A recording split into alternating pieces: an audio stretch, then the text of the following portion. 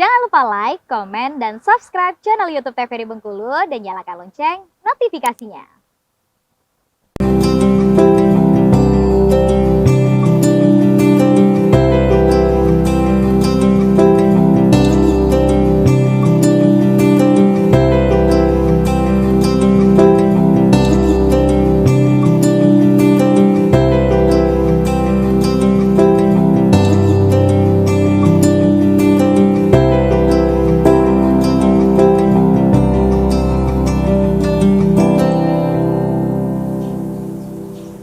Oke pemirsa, terima kasih Anda masih bersama kami di Info Desa TVRI Bengkulu bersama dengan Mbak Rini nih selaku Duta Petani Milenial.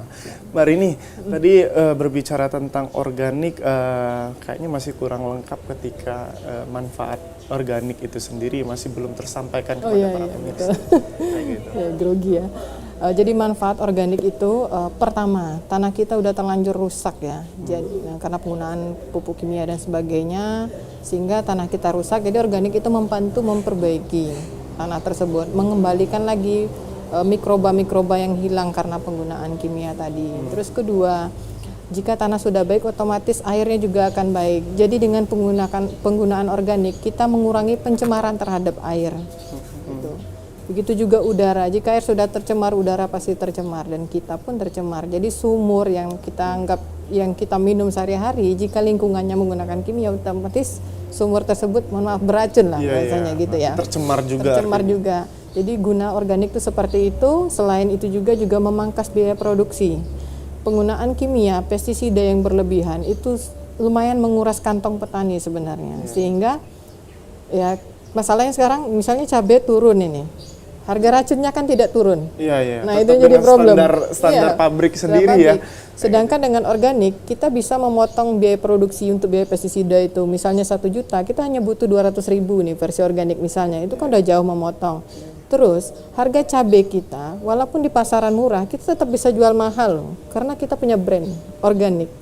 Udah biaya produksinya turun, harga cabainya akan mahal. Oke. Di visual juga kita lihat bahwa ada ini buah melon nih Mbak ya. Oke, siap. Kayak gitu ya. Berarti kalau artinya bukan hanya di sayur-sayuran saja tapi buah-buahan juga ya Mbak ya.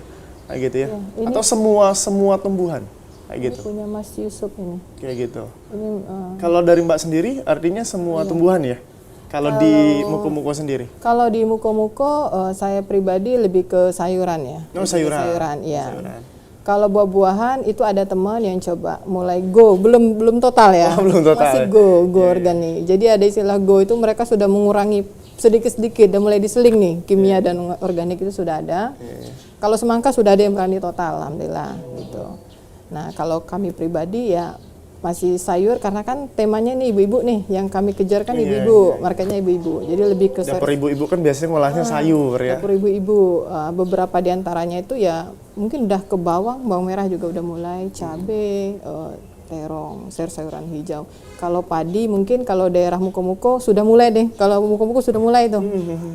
Temen ya, tapi bukan saya karena saya kan nggak kepegang kalau semuanya. Kalau Mbak sendiri berarti di ini farm organiknya apa aja? Sayuran. Lebih ke sayuran semua ya gitu. Artinya kalau kita melihat bahwa organik ini kan menjaga keseimbangan antara elemen tadi, entah itu tanahnya, airnya, udaranya juga Mbak kayak gitu. Nah, yang menjadi tantangan sendiri untuk entah itu pemakaian pupuknya tadi yang Mbak sebutkan tadi, beberapa itemnya tadi, apa yang menjadi tantangan sendiri di pertanian organik ini Mbak? Tantangannya kalau sekarang tuh bahan baku ya Bang. Bahan baku ya? Iya betul. Apa yang menjadi kurangnya bahan baku kah atau sulitnya mendapatkan atau seperti apa? Sebenarnya dibilang kurang enggak ya Mas. Sebenarnya kayak sapi itu luar biasa banyak. Iya banyak. Kambing luar biasa banyak, tapi tidak di kandang.